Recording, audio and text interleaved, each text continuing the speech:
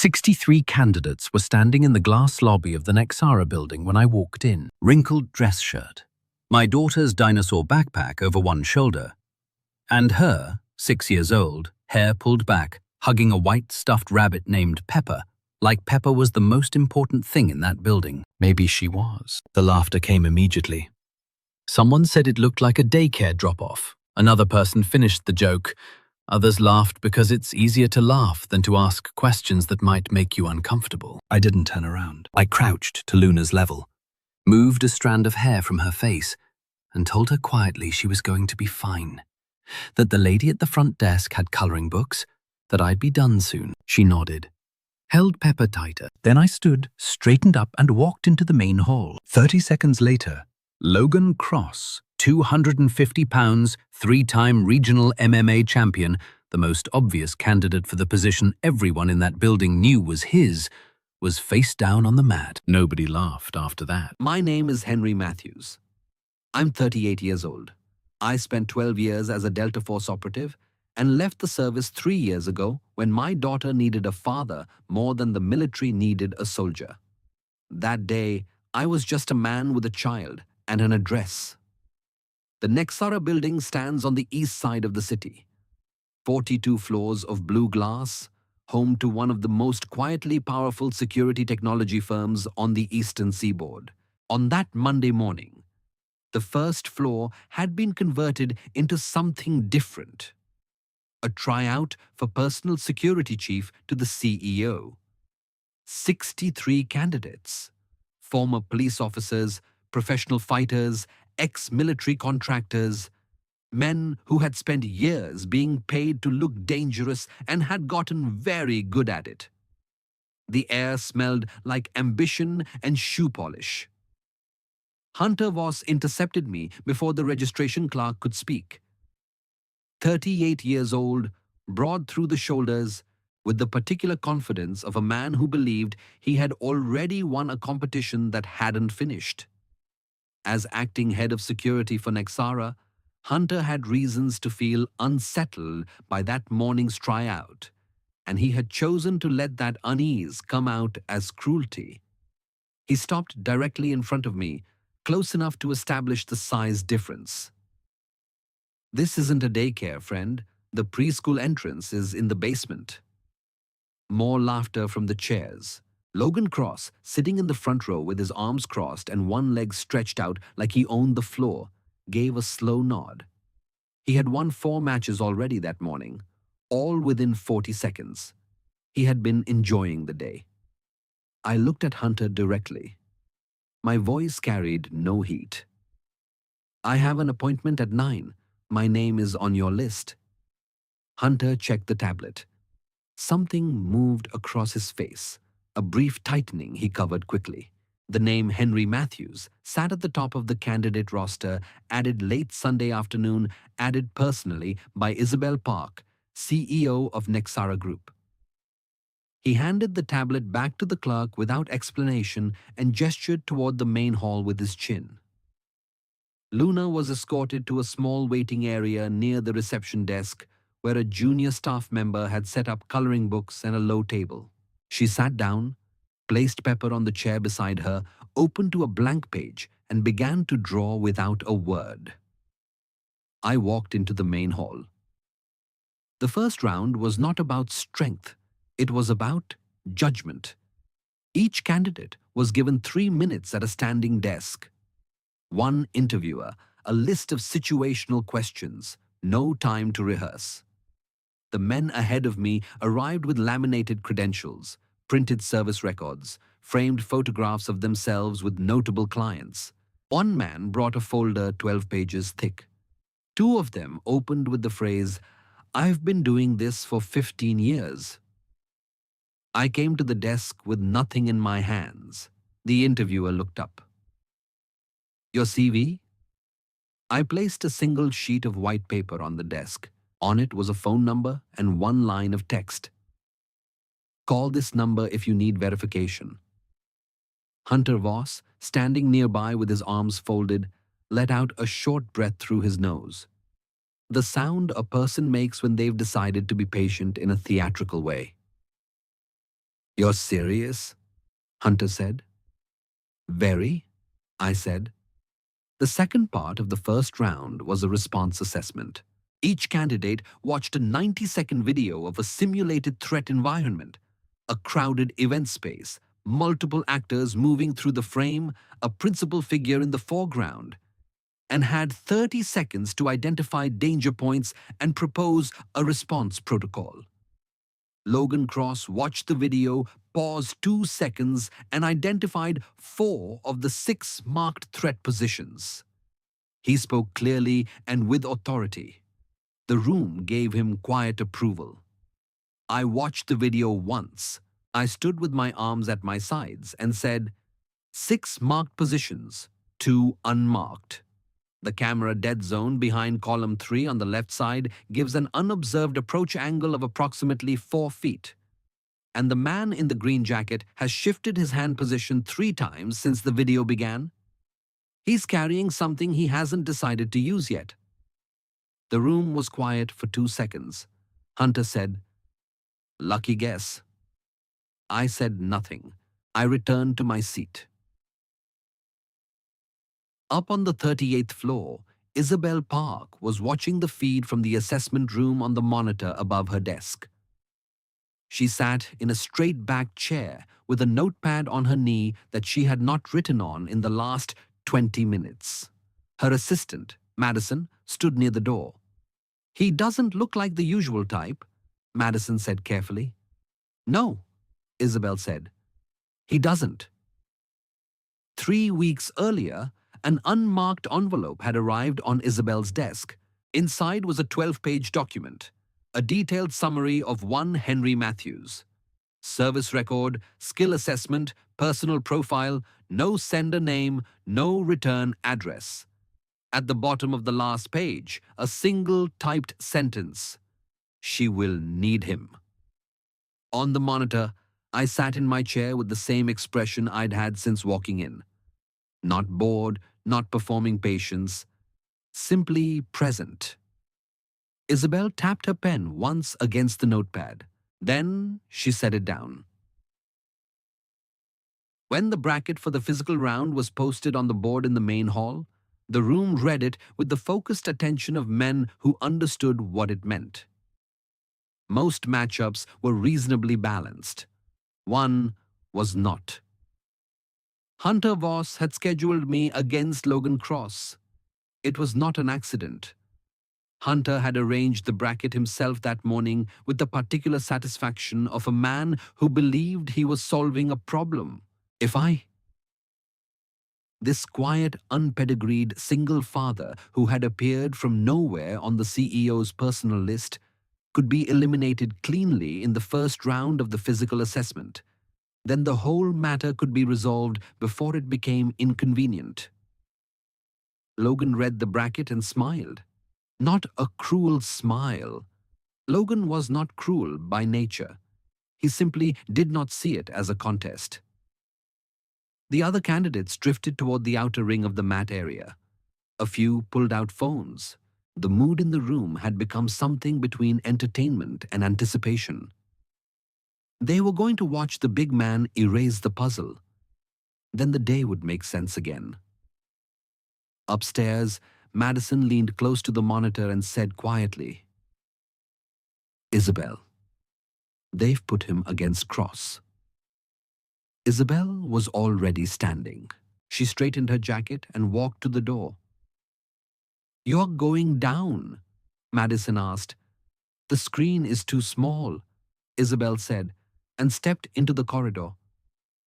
She arrived at the entrance to the training floor without announcement.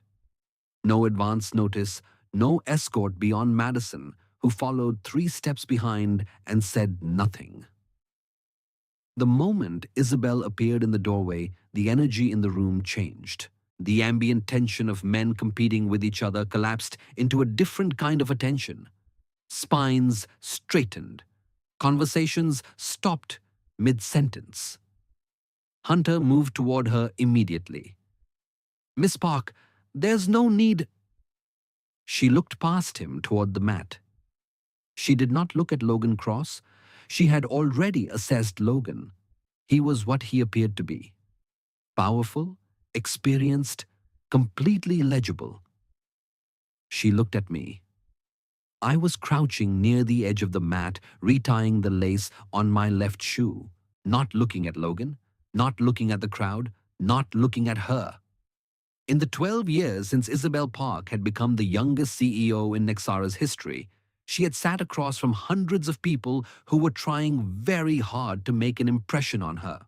I was the first person in recent memory who appeared to have no idea she was worth impressing, or had simply decided it was irrelevant. That single fact held her attention more than anything else she had seen all morning. Logan Cross rolled his neck, stepped onto the mat, and looked down at me with something approaching generosity. "Sure you don't want to give your spot to the next guy?" A low wave of laughter moved through the room. I finished tying my lace. I stood up. I did not respond to Logan. I did not look at the crowd. I stepped onto the mat and turned to face the center of it with the calm of a man who had already decided what was about to happen and found the decision unremarkable. In the reception area down the hall, Luna had stopped coloring. She was watching through the narrow window in the wall without climbing from her chair. The young staff member beside her glanced between the girl and the mat. "Is your dad strong?" the woman asked. Luna held Pepper a little tighter. "He doesn't lose," she said, "but he never says that himself." The referee raised his hand. The room held its breath. The timer started. Logan Cross came forward immediately. No hesitation, no warm-up feinting. He had ended 4 matches already that morning, all within 40 seconds, all with the same sequence: close the distance, establish grip, control weight. It had worked perfectly every time. He applied it now with the confidence of a man repeating a proven equation. I moved back, not scrambling. One precise step, shifting my weight to the outside edge of my left foot in a way that redirected Logan's approach angle by approximately 6 degrees. It was barely visible. It was also the reason Logan's grip closed on air instead of shoulder. The room didn't understand what had happened. Logan recovered and came again. By the 9th second, Isabel had stopped breathing at her normal rhythm. She was watching my eyes. They were not tracking Logan's hands or feet the way a fighter's eyes usually track, in reactive focus, following motion. They were still. I was reading something deeper, some sequence of information that lived below the level of individual movement. Logan attacked again, a 3rd time. Each time, I gave him something: a fraction of an opening, a half step of apparent vulnerability. And each time the follow-through found nothing there. Isabel's right hand had found the doorframe at some point without her noticing. At the 17th second, my eyes changed. A minor contraction, barely perceptible. I had seen what I needed to see. I had spent 16 seconds not fighting Logan Cross. I had spent 16 seconds learning him. At the 18th second, I stepped in instead of back. What followed happened too quickly for most of the room to track cleanly. One arm controlled Logan's elbow at the joint. The other made a small, decisive adjustment to his center of gravity. Not a throw in the traditional sense. A redirection so precise that Logan's own momentum became the mechanism of his descent. The technique was not MMA, it was not boxing, it was not anything the room could comfortably name. Logan Cross, 250 pounds, 3 regional titles, 4 straight wins that morning, hit the mat face down and did not move. Total time, 27 seconds. No one spoke. I released my hold, stepped back, and stood upright. My breathing was unchanged. I turned my hands over briefly. A mechanical check, nothing more. And stepped off the mat. Hunter Voss was holding a sheet of paper. He did not seem aware that it had fallen from his hand until it made a small sound against the floor. The phones that had been raised to capture what their owners had assumed would be a short, decisive humiliation were still recording. No one had thought to stop them. Luna appeared at the doorway, having slid from her chair the moment she heard silence instead of noise. She crossed the floor to me with the focused urgency of a 6-year-old on a mission. "Dad, are you done?" I crouched down to her level, looked at her face for a moment with the careful attention I give to everything. "All done," I said. "Should we go find some orange juice?" Luna considered this seriously. "With ice?" "With ice," I said. I stood, took her hand, and walked toward the hall exit. Behind me, Logan Cross was being helped to his feet by 2 other candidates who were doing their best to look as though they had expected this outcome. Isabel Park stood at the door. Her hand dropped from the frame. She turned and walked back toward the elevator without a word.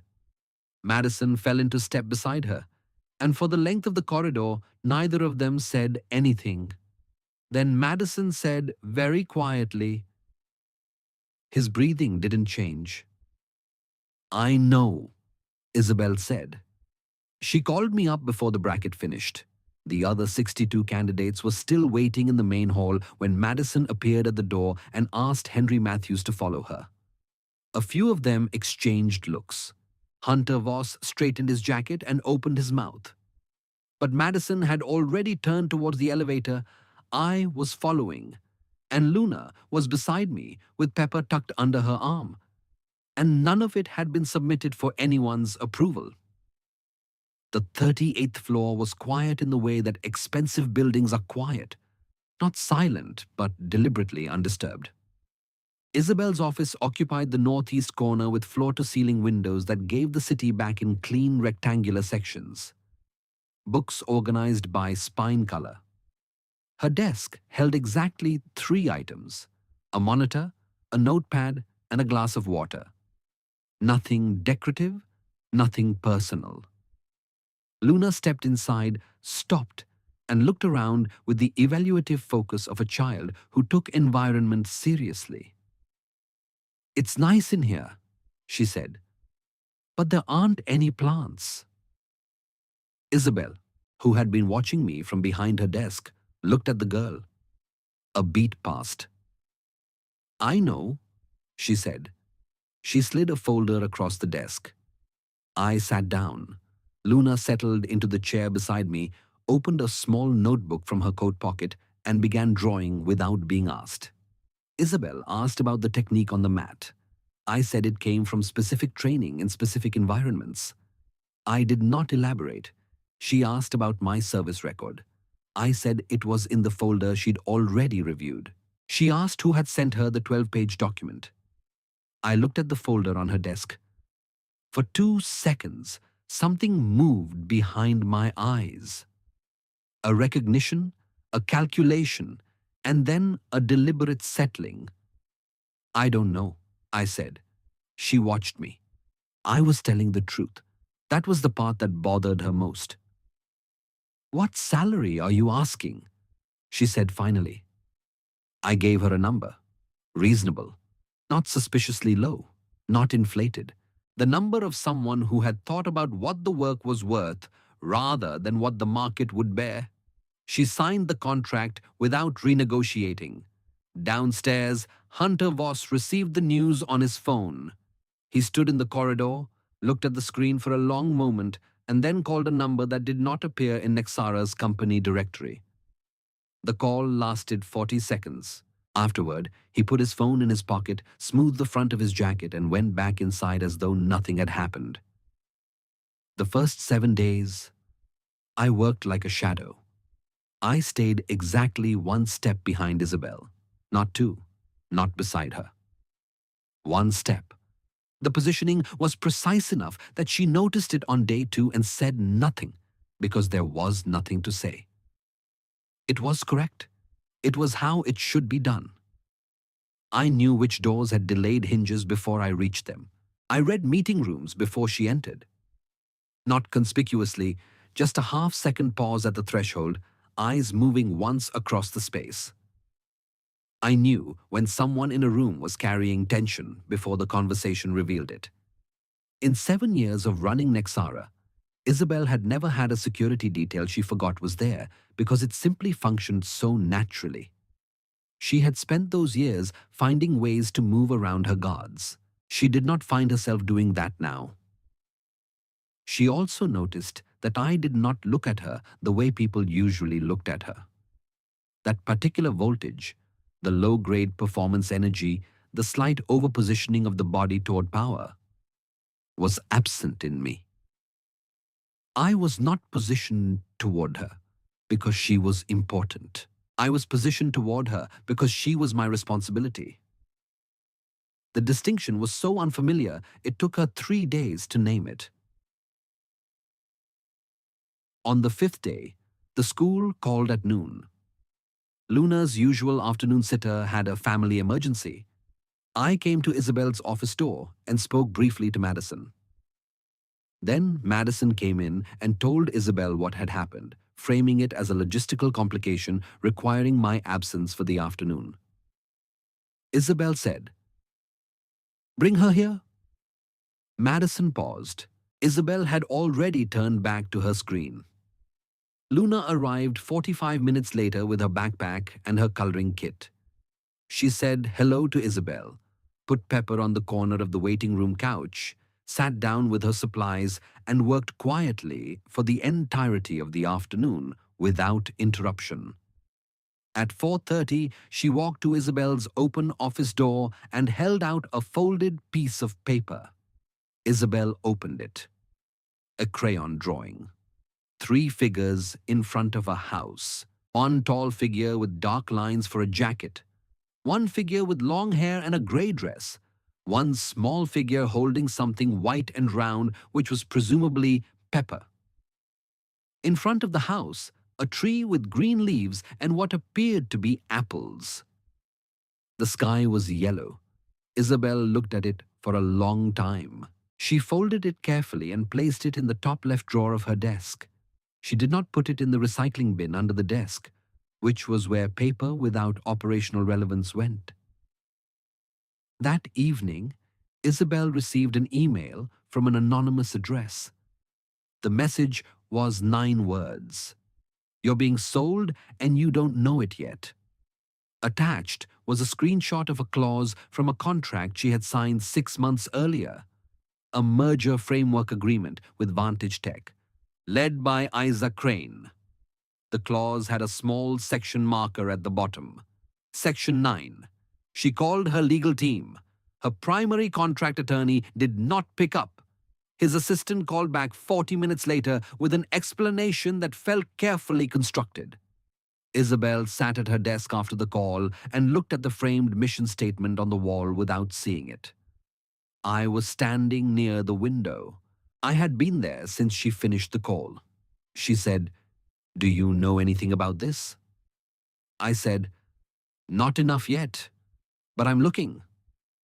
The dinner with Isaac Crane was arranged for Thursday evening at a restaurant on the 40th floor of the Meridian Hotel, the kind of place where the lighting was designed to make powerful people look comfortable. Crane was 62 years old. He had the polished benevolence of men who had learned that appearing harmless was a more effective strategy than appearing strong. He acknowledged me with a brief look, the particular look of a man who had completed an accurate assessment and found it worth noting.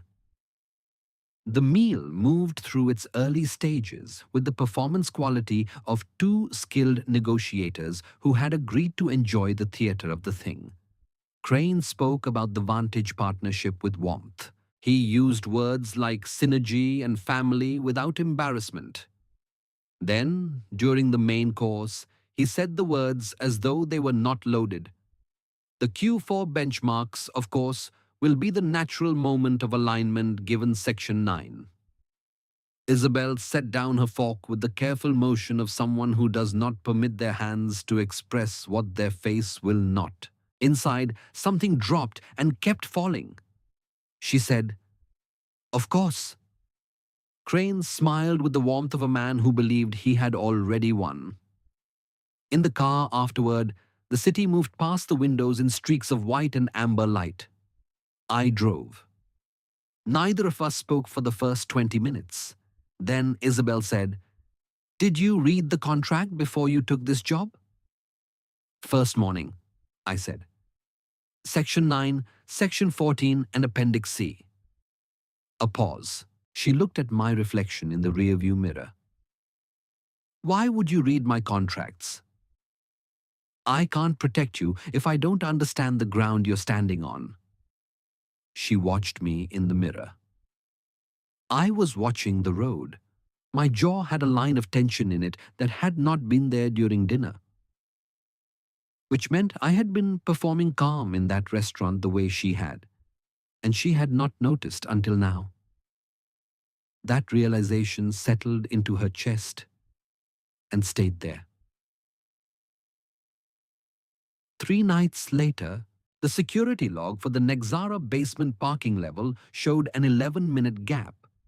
No footage, no error code explaining the gap. Just the gap itself. Technically impossible under the current system, unless the gap had been created by someone who understood the system well enough to edit it. I found it during my standard end-of-day review. I did not report it immediately. I made a copy of the log, closed the original, and sat for a long time in the security office on the second floor, looking at the 11-minute window. I had spent 4 years in a Delta Force unit that specialized in identifying internal network compromises. Situations where the threat was not coming from outside, but from within a trusted structure. I knew what the early architecture of a betrayal looked like. I was looking at it now. Hunter Voss had access to the camera system. Hunter Voss had a phone number in his contacts that did not belong to Nexara. And Hunter Voss had been in the building during those 11 minutes. I closed my laptop and began to build a different kind of record. The emergency shareholder session arrived on a Tuesday. Isaac Crane had called it with the formal language of process, a performance review, a routine Q4 evaluation, a conversation about alignment. But I had been tracking the peripheral activity for 11 days, and what I saw in the 48 hours before the meeting was not consistent with routine anything. 2 of the building's service elevators had been accessed after hours by maintenance badges that had not been checked out through the standard system. 3 external visitors had been registered under a consulting firm name that did not appear in Nexara's vendor database. And on Monday evening, the motion sensors on the 38th floor had logged a 6-second anomaly in the eastern corridor. 6 seconds during which they detected presence and then stopped, which meant they had been overridden rather than fooled. I built the picture piece by piece, and the picture that emerged was this. Someone was planning to access the Nexara central server during the shareholder session, when every decision maker in the company would be in one room, focused on one problem, facing one direction. The server held client data for 900 corporate accounts. In the wrong hands, in the hours before a forced leadership transition, it was worth more than the merger itself. I had 40 minutes. I moved through the building the way I had been trained. Not running, not conspicuous, but with the particular efficiency of a person who has committed to a route entirely. I cleared the lower floors, confirmed the boardroom was secured, placed Madison at Isabel's side, and went to the 38th floor via the fire stairwell at the back of the building. They were already there, 4 of them. Professional and unhurried, moving toward the server room with the confidence of people who had been told the floor would be clear. It was not clear. What followed was not a long fight. Long fights happen when there is uncertainty about the outcome. I had spent 7 years learning to remove uncertainty as quickly as possible, and I applied that knowledge now with a focused economy that left no room for performance or hesitation. The first two were controlled and immobilized before the third had finished processing what was happening. The third came at me from the left. I had anticipated the angle from the moment I identified the team's formation. The fourth, who was the largest and most dangerous, lasted the longest. 11 seconds. 4 men. Hunter Voss appeared from the eastern corridor with a firearm and the flat expression of a man who had arrived at the part of the plan he had been rehearsing. "I need 15 minutes, Hunter said. "Stand down and nobody gets hurt." I looked at him. My left shoulder had taken a hit during the last exchange. Nothing structural, but it registered. I filed it and moved on. "I don't have 15 minutes, I said. The confrontation was brief.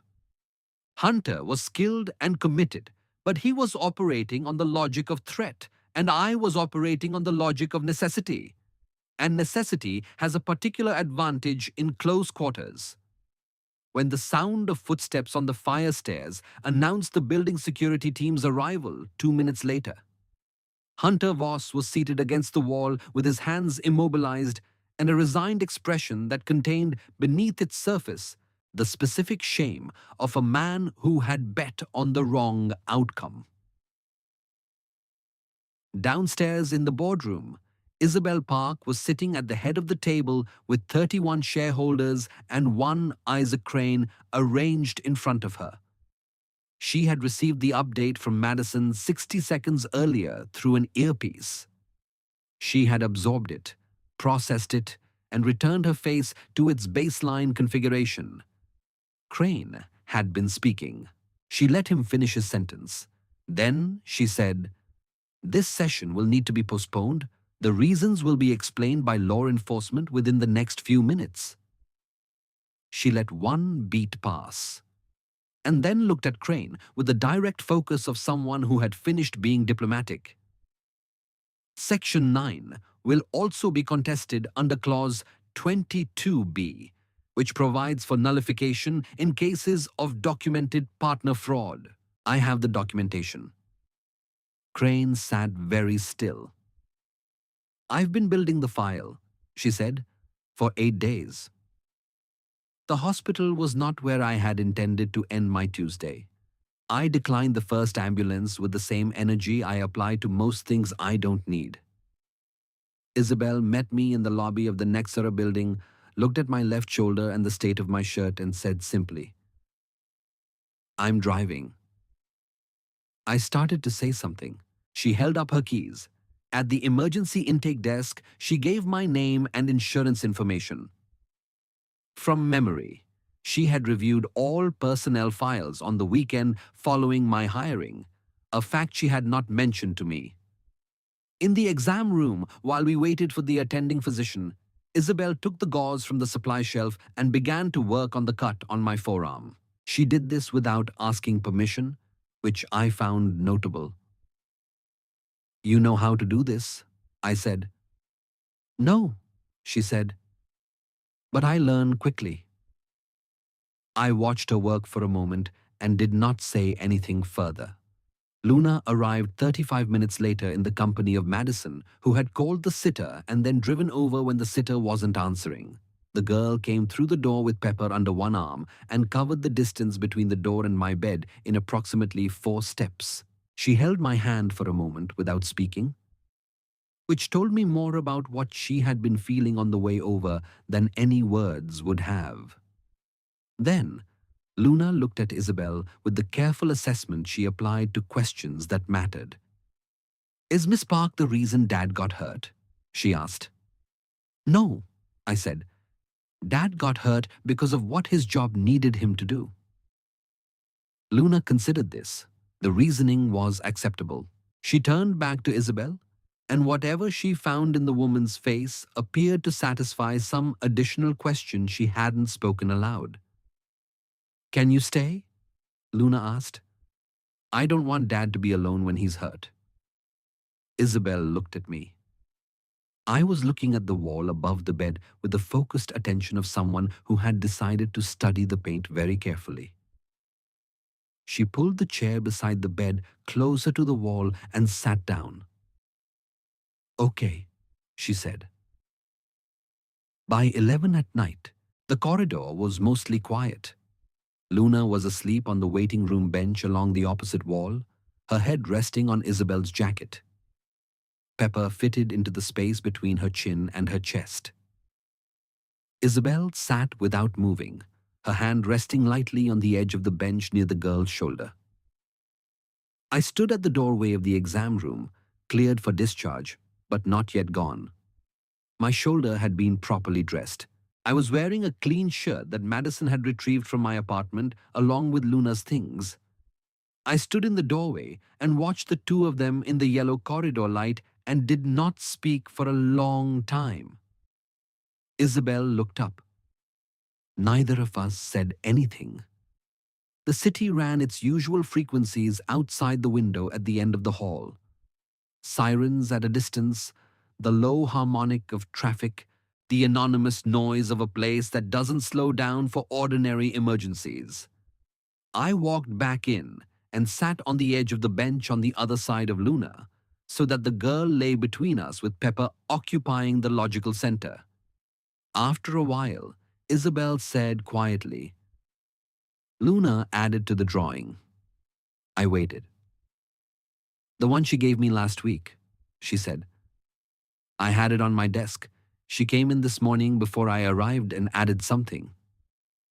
"What did she add?" "A tree," Isabel said, "in front of the house." I was quiet. The corridor light made a low, even sound above us. Luna breathed in the slow, even rhythm of a child who trusted entirely and without condition that the world around her was held. For the first time in the entire length of that long and breaking day. For the first time, perhaps in a good deal longer than that. The corner of my mouth moved. It was small. It was quiet. It was unmistakably a smile. If this story moved you, hit that like button. Share it with someone who needs to hear it. Subscribe so you never miss another story. I'll see you in the next one.